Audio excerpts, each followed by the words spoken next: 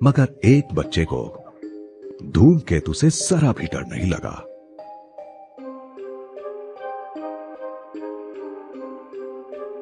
उसे तो ये बड़ा मजेदार नजारा लगा। हम सब की तरह एडमंड हैली को भी नई चीजों में दिलचस्पी थी। वो किस्मत वाले थे कि उनके पिता ने उनकी दिलचस्पी को और आगे बढ़ाया और उन्हें बेहतरीन साइंटिफिक इंस्ट्रूमेंट्स खरीद कर दिए। यहाँ तक कि दक्षिणी गोलार्ध जाकर तारों का पहला नक्शा बनाने के लिए उन्हें पैसे भी दिए। हैली ने 20 साल की उम्र में ऑक्सफोर्ड छोड़ दिया और जहाज के रास्ते अफ्रीका के पश्चिमी तट के पास भूमध्य रेखा के निचले हिस्से में सेंट हेलेना नाम के टापू पर पहुंच गए।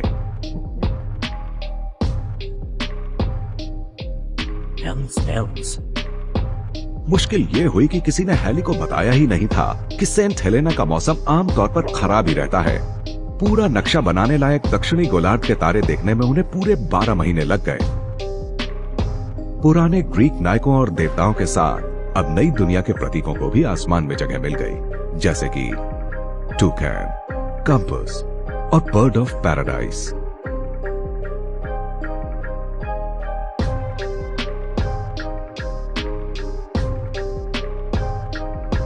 जब हैली दक्षिणी गोलार्ध के आसमान का नक्शा लेकर वापस लौटे तो एक सनसनी फैल गई।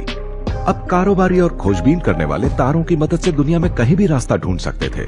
उन दिनों रॉयल सोसाइटी ऑफ लंदन से मंजूरी मिलने के बाद ही वैज्ञानिक खोजों को सही माना जाता था। उसका आदर्श वाक्य था न्यूलियस इन वर्बा। ये वाक्य वैज्ञानिक तरीके का निचोड़ है। लैटिन में इसका मतलब होता है खुद देखो तो मानो। दूसरे शब्दों में सवाल उठाते रहो। हैली के तारों के नक्शे ने सोसाइटी के क्यूरेटर ऑफ एक्सपेरिमेंट्स का ध्यान अपनी ओर खींचा। काश मैं उनकी तस्वीर आपको दिखा पाता, मगर रॉबर्ट हुक का कोई पोर्ट्रेट मौजूद नहीं है। हालांकि उनके समकालीनों ने उनके बारे में बताया है। उनको दुबला, झुकी कमर वाला और बदसूरत बताया। वो हद से ज्यादा खोजी प्रवृत्ति के इंसान थे। ऐसी शक्ल सूरत के बावजूद लंदन की हर पार्टी उनके बगैर अधूरी मानी जाती थी। क्यों? हुक को हर मामले में इतनी दिलचस्पी थी कि वो कुछ भी छोड़ते नहीं थे। हुक ने एक छोटे से कॉस्मोस की खोज की थी और हम अब भी इसे उन्हीं के दिए नाम से जानते हैं, द सेल। हुक ने सेल की खोज कॉर्क के एक टुकड़े को अपने ही इजाद किए कंपाउंड माइक्रोस्कोप के जरिए देखकर की थी।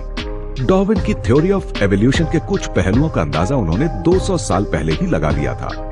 हुक ने टेलीस्कोप को भी बेहतर बना दिया था। एस्ट्रोनॉमिकल बॉडीज को देखकर उन्होंने जो ड्राइंग्स बनाई वो उनकी पारखी नजर की ही मिसाल हैं। सन 1666 की जबरदस्त आग में जब सेंट्रल लंदन तबाह हो गया तो हुक ने आर्किटेक्ट क्रिस्टोफर रेन के साथ मिलकर शहर को दोबारा डिजाइन करके बसाया। हुक अपने जमाने के सबसे बड़े एक्सपेरिमेंटलिस्ट थे। कॉइल्ड स्प्रिंग्स की मदद से उन्होंने लॉ ऑफ इलास्टिसिटी की खोज की, जिसे आज हुक्स लॉ के नाम से जाना जाता है। उन्होंने एयर पंप में सुधार किया, जो उस जमाने में बहुत बड़ी टेक्नोलॉजी थी, और उसकी मदद से सांस लेने और आवाज से जुड़े प्रयोग किए।